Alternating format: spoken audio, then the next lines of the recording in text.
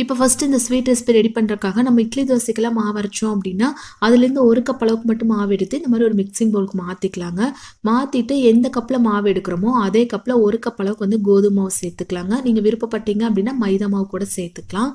அதுக்கப்புறம் அதே கப்பில் வந்து 3/4 கப் அளவுக்கு வந்து துருவன வெல்லத்தை உள்ளே சேர்த்துக்கலாங்க. சேர்த்துட்டு லைட்டாக சமையல் சோடா சேர்த்துக்கலாம். லாஸ்ட்டு இதில் வந்து நல்லா வாசனையாக இருக்கிறதுக்காக கொஞ்சமாக ஏலக்காய் பவுடர் சேர்த்துக்கலாங்க. இல்லை அப்படின்னா 2 ஏலக்காய் தட்டி கூட நீங்கள் உள்ளே சேர்த்துக்கலாம். இதெல்லாமே சேர்த்துட்டு தண்ணி சேர்க்கறதுக்கு முன்னாடி நல்லா இந்த மாதிரி மிக்ஸ் பண்ணி எடுத்துக்கலாங்க. நல்லா இந்த மாதிரி மிக்ஸ் பண்ணி எடுத்துட்டு கொஞ்சமாக மட்டும் தண்ணி சேர்த்து ஒரு டைம் கலந்து விட்டுடலாங்க. ரொம்ப கெட்டியாக இருக்கக்கூடாது. அதே சமயம் பார்த்துட்டிங்க அப்படின்னா ரொம்ப தண்ணி பத்தில் இருக்கக்கூடாதுங்க. நான் நல்லா கலந்து எடுத்துட்டு லாஸ்ட்டாக உங்ககிட்ட காமிக்கிறேன் பாருங்கள். இந்த பதத்தில் இருந்துச்சு அப்படின்னா கரெக்டாக இருக்குங்க. ஒருவேளை ரொம்ப தண்ணி மாதிரி இருந்துச்சு அப்படின்னா கொஞ்சமாக கோதுமை மாவு சேர்த்து நல்லா கலந்து எடுத்துக்கலாங்க. நெக்ஸ்ட் ஒரு பேனில் வந்து கொஞ்சமாக எண்ணெய் சேர்த்து எண்ணெய் நல்லா சூடானதுக்கப்புறம் மீடியம் ஃப்ளேம் மாற்றிட்டு மீடியம் சைஸ் ஒரு குழிக்கரண்டி எடுத்து இந்த மாதிரி உள்ளே சேர்த்துக்கலாங்க.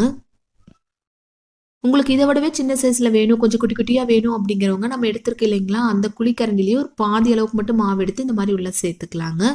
மீடியம் ஃப்ளேமில் வச்சு 2 சைடும் நல்லா பொன்னிறமாக வந்ததுக்கப்புறம் நம்ம வெளியில் எடுத்துடலாம்.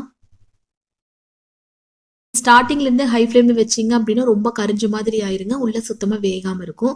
ஸோ மீடியம் ஃப்ளேம்லேயே 2 சைடும் நல்லா பொன்னிறமாக வந்ததுக்கப்புறம் எண்ணெய் ஃபுல்லாக வடிச்சிட்டு நம்ம ஒரு பிளேட்டுக்கு மாற்றிக்கலாங்க.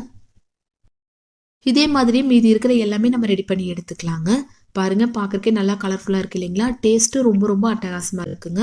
ஸோ கண்டிப்பாக எல்லாருமே இந்த மெத்தட் ஒரு டைம் ட்ரை பண்ணி பாருங்கள்.